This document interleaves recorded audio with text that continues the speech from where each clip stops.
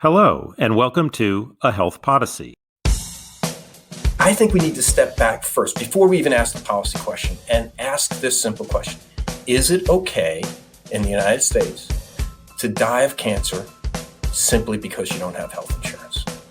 I'm your host, Alan Weil.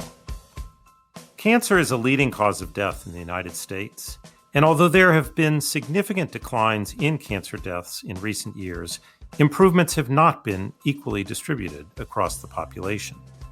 Racial disparities are particularly pronounced. Now, the risk of cancer increases with age. Nearly a quarter of all new cancers diagnosed each year in the U.S. occur among those ages 55 to 64. In fact, cancer is the leading cause of death in this age group. At age 65, pretty much everyone gains Medicare coverage, creating a ready comparison of cancer outcomes between those just below age 65 who may have private insurance, Medicaid, or be uninsured, and those above 65 who are on Medicare. The relationship between insurance coverage and cancer outcomes is the subject of today's Health Podyssey. I'm joined by Gerard Silvestri, a physician in the Hollings Cancer Center at the Medical University of South Carolina. Dr. Silvestri and co-authors published a paper in the May 2021 issue of Health Affairs assessing differences in cancer survival between patients younger than 65 and Medicare beneficiaries just over 65. They found significantly worse survival rates for uninsured patients ages 60 to 64 than similar patients who had reached Medicare eligibility. And there were other interesting results that we'll discuss here in a moment. Dr. Silvestri, welcome to the program. Thank you so much for having me, Alan. Let's start with sort of the role of cancer in health and American health. As I said, it's a leading cause of death, but cancer is actually a lot of different things. It can hit people at different points in their lives. Just tell us a little bit about the picture of cancer in the United States. Yeah, so, over the past 20 to 30 years, cancer and heart disease have been the major killers in the United States. And you're right, it can occur in younger people, but as you age, you're more likely to develop cancer. Our immune systems just aren't as good at gobbling up cancer cells as they were when we were younger. What we've seen is that there are sort of three big cancers we like to talk about: lung cancer, which is largely attributable to cigarette smoking, colorectal and breast cancer. And those are the sort of big three. But there are many cancers, and there are childhood cancers and adult cancers. And so, I don't know a family that's not been touched by cancer in one way or the other, whether it be esophageal cancer, pancreatic cancer, liver cancer.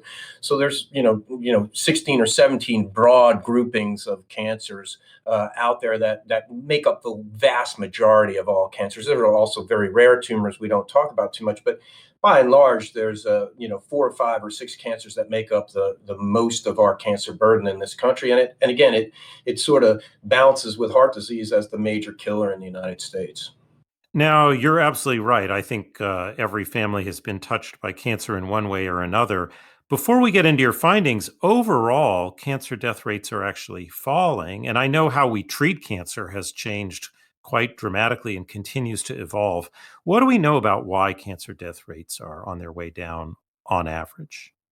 So in general, the leading cause of cancer death is lung cancer. And in fact, more people die of lung cancer than breast cancer, colon cancer, and prostate cancer combined every year in the United States. So one of the big reasons cancer deaths have declined is because smoking rates have declined in the United States. And so, less people are being burdened with lung cancer, and we see better outcomes there. The second reason is therapies have gotten a ton better. And we see these incredible targeted therapies, immunotherapy, which is giving us much longer survival than we had ever seen before. I've been at this 30 years and take care of primarily lung cancer patients. In the early days, less than 5% of patients with advanced lung cancer lived 5 years. And now we're seeing some of our patients, maybe even up to 15 or 20% living 5 years or more with these outstanding treatments that have been developed. Finally, we don't have a great handle on this, but we know that early detection makes a difference. And so screening for different cancers like breast and colorectal cancer have shown some benefit. But I would say mostly it's, better health by not smoking. It's and better treatments that have caused that decline. And certainly the diagnosis and screening, and more important, the treatment, are affected by whether or not people have health insurance, whether they're getting routine care, whether they're getting the care they need. So your study looked at the role of insurance in cancer care and cancer outcomes. Describe who you compared to whom. What were you looking at here to try to figure out the effects of insurance? What we started was I was actually watching the presidential debates, and we saw in the presidential debates for the Democratic Party that people were looking at, hey, man, could we have Medicare for all who want it, reduce the age of Medicare down to a certain age? And I was at the time working with a fairly large national database. And so I started looking at it and thinking to myself, well, wait a second, what do we know about that? One thing we do know is that everybody over 65, as you stated previously, has health care insurance. That's 63 million Americans have uniform health care insurance. And under that, people have some level or no level of insurance. And so what we wanted to do was compare younger patients who, by the way, should do better than older patients with the same cancer. So, for example, a 55-year-old with is the same stage of lung cancer should do better than an 80-year-old. We know that as you age, you don't do as well from cancer outcomes. So we asked the question, would an uninsured patient under 65, but closing in on that 65, so 60 to 64, do about the same as someone with Medicare, do worse, or do better? We also compared that to people with private insurance under the age of 65, and also the Medicare plus supplemental insurance. So somebody with Medicare, but also having the supplemental insurance. Those are the groups we generally looked at. We did look at Medicaid and other such things, but generally the hypothesis was that you might lose the benefit of age in that younger population if you didn't have insurance. So you mentioned something. I'm not a clinician, and you mentioned one of the things that popped into my mind as I was reading this is that, yes, people who are younger and they have any condition almost are more likely to do well. But sometimes we think, wow, if someone younger got this, there must have been something more severe about them. There maybe was something wrong with them. And so they might face actually worse odds. But you're saying the data are really quite clear that for the same cancer, holding everything else equal, there's really no question that someone younger who's diagnosed with that cancer ought to do better than someone older. That's clinically clear. It's clear, and it's clear across 16 cancers in this study. The best group, the best survivorship was among people in that younger age group who had private insurance. So no question, if you had insurance and you were younger, you did better across 16 cancers in this study than if you were either older or younger without insurance. Okay, and let's talk about how you do these comparisons. So when I look at a paper like yours, and this is very common in the literature, you have survival curves, and it really pops out at you visually in a way that we can't quite capture on a podcast. But describe how it is that you describe cancer survival rates and what these survival curves mean. So the official name is a Kaplan-Meier curve, and it's a statistical thing that we do. But just to sort of give the general public a view of that, I would like you to start up at everyone's alive. 100% of people are alive at, let's say, the upper left-hand corner of your graph. And then as people die over time, you see the curve dip down. And at some point, it might flatten out if everyone survives. And we use, in cancer terms, a cure at 5 years. So 5 years, we generally say someone is cured. And, of course, in my clinic, we always have a party at that 5-year mark. But what you can do is then put curves next to each other. So, for example, you could put the curve of a breast cancer patient who's younger against the curve of a breast cancer patient who's younger without insurance against somebody who's older. So in general, in this paper, we displayed 4 curves. The curve of somebody who was younger with insurance, the curve who is someone older with Medicare plus a supplemental insurance, the curve of someone who's older with just Medicare, and then the curve of somebody who's uninsured. And what we found, again, was that as you gained insurance or were younger with private insurance, your survivorship at any point in that curve was better. Yeah, and it really just jumps out because it's you're not comparing numbers, you just see it visually right there. In the paper, you use this phrase that there's considerably lower survival for younger uninsured patients. What does considerably mean in this context? Yeah, so for us, it depended on the cancer, and that's for two reasons. One is that the biology of different cancers is different, right? In general, pancreatic cancer has a terrible 5-year survivorship. So it depended on the cancer how big the effect size was. It didn't matter whether you had insurance or anything else. At 5 years, those curves came together, if you will. So it depends on the cancer, right? And then it depended for us in this study after we controlling means that we equalized people with early stage versus late stage disease. We equalized them whether they were sicker, had more comorbidities, or weren't sicker. We equalized for race and other parameters. But what I would say is that considerable was, for example, between 5 and 20% at any place in those curves. So some of the curves at the end of 5 years, 20% more people who had healthcare insurance that were older survived more than people without insurance. So, for example, if you took 10 patients, right, and 10 patients were alive in the insured group that was older with Medicare, only 8 patients would be alive in that uninsured younger population. So it could be dramatic.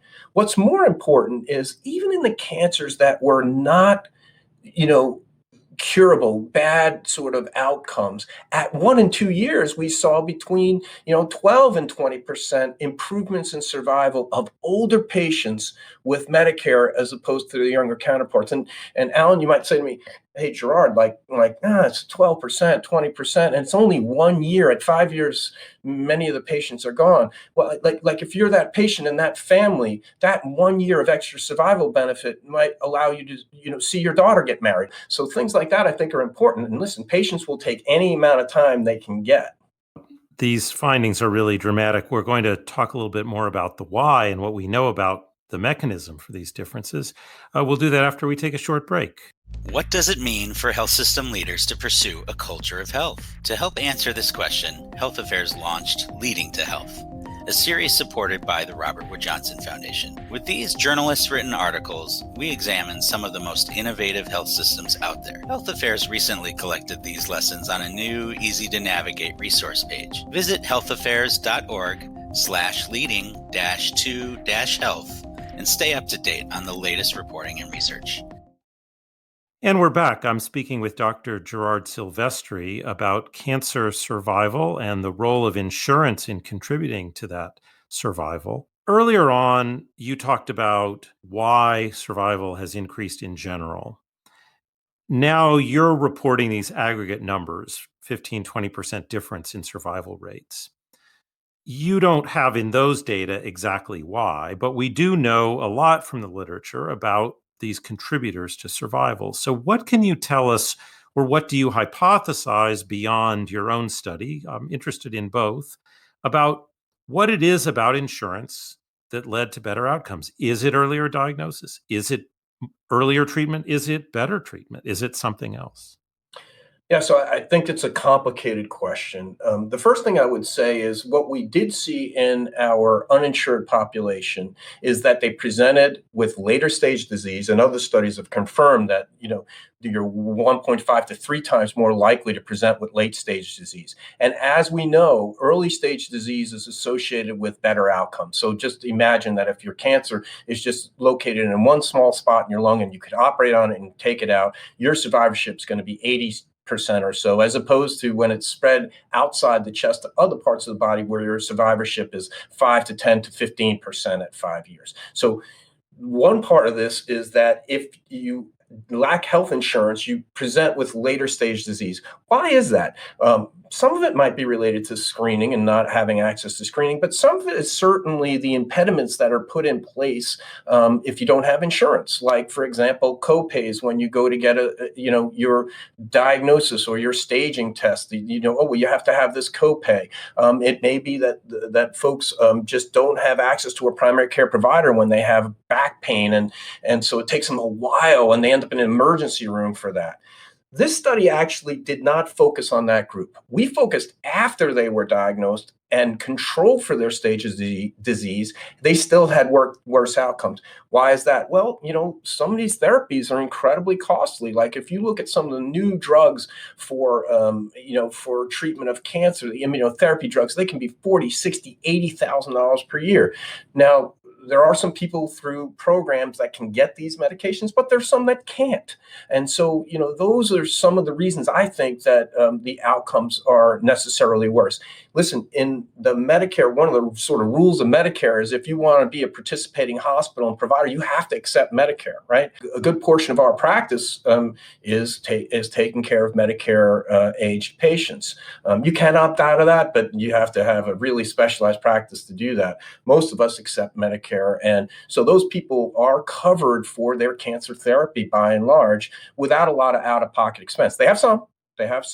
But that out-of-pocket expense, if you're uninsured, is devastating, is absolutely devastating. So I think it's a contribution of getting to the doctor later with advanced disease. But again, even stage for stage, getting the right treatments for that cancer is really important. And that is unavailable to many patients without health insurance.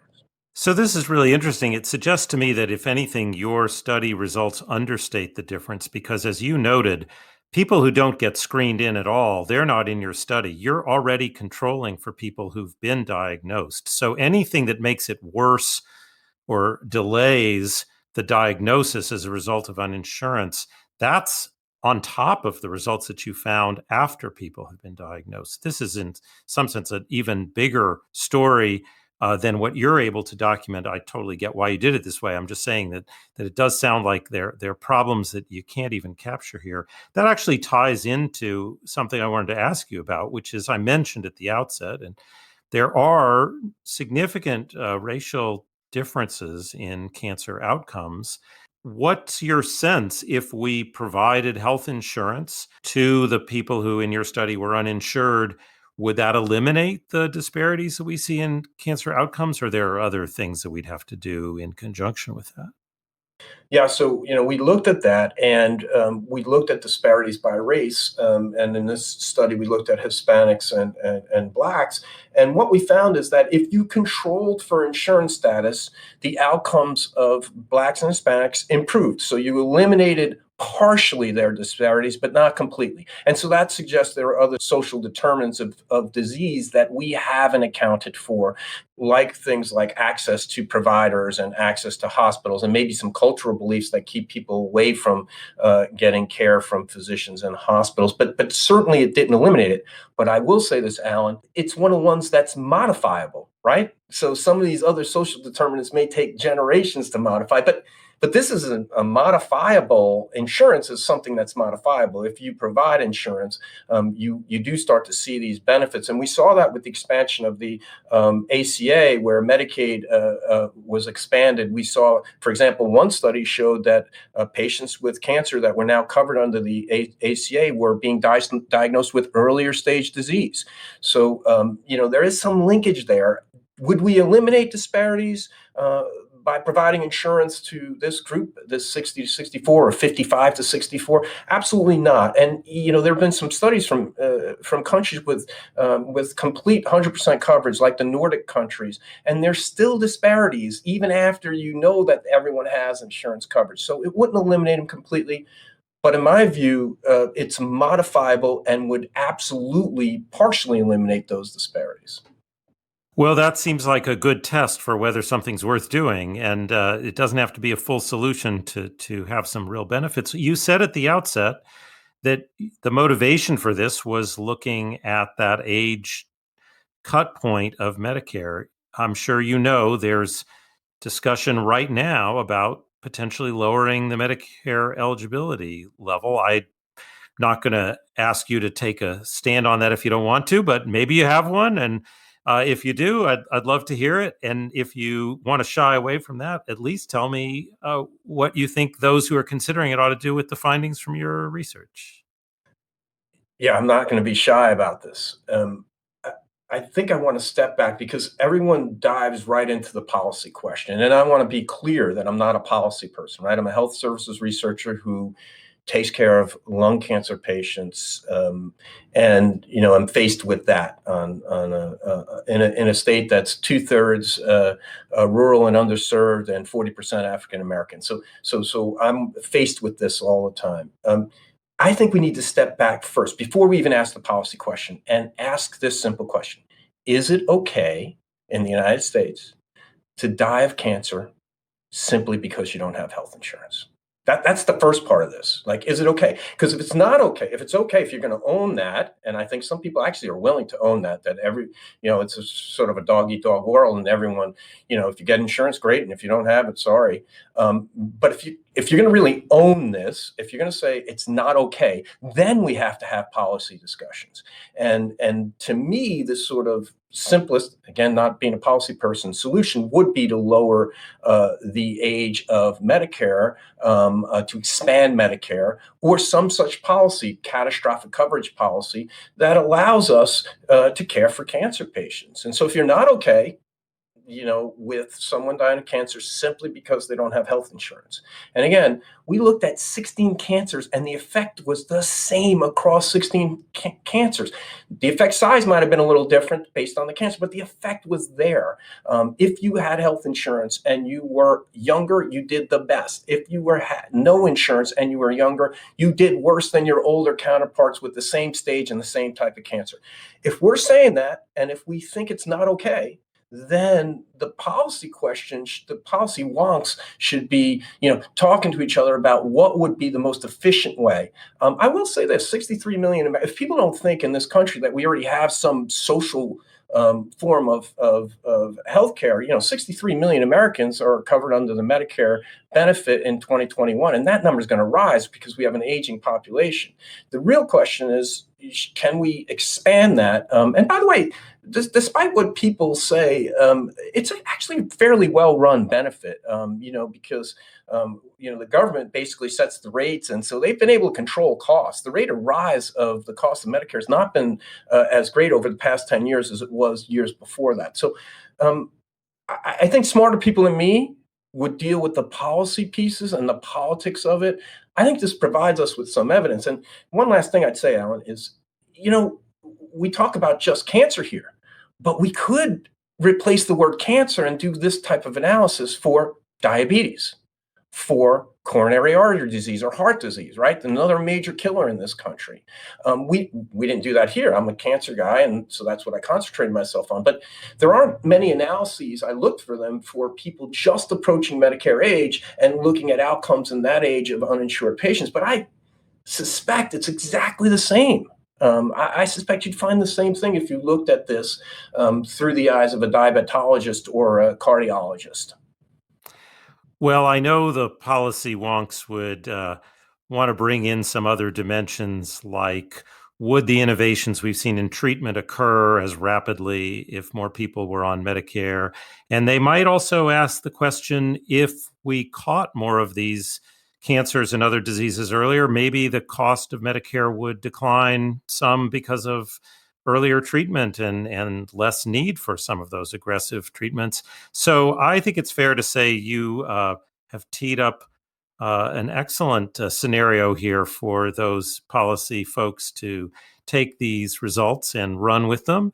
And I believe the contribution you make on our understanding of where we are and applying the value system that you're very explicit about is the right first step to solving these problems. So I'm appreciative of the paper you wrote, and particularly appreciative of you explaining it and giving us some context in our discussion today. Dr. Silvestri, thank you so much for joining me.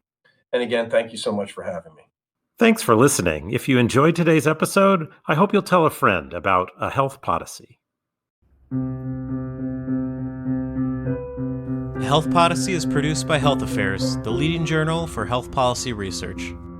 The team behind the show includes Patty Sweet, Jeff Byers, Julia Vivolo, Sarah Kolk, and Sue Ducat.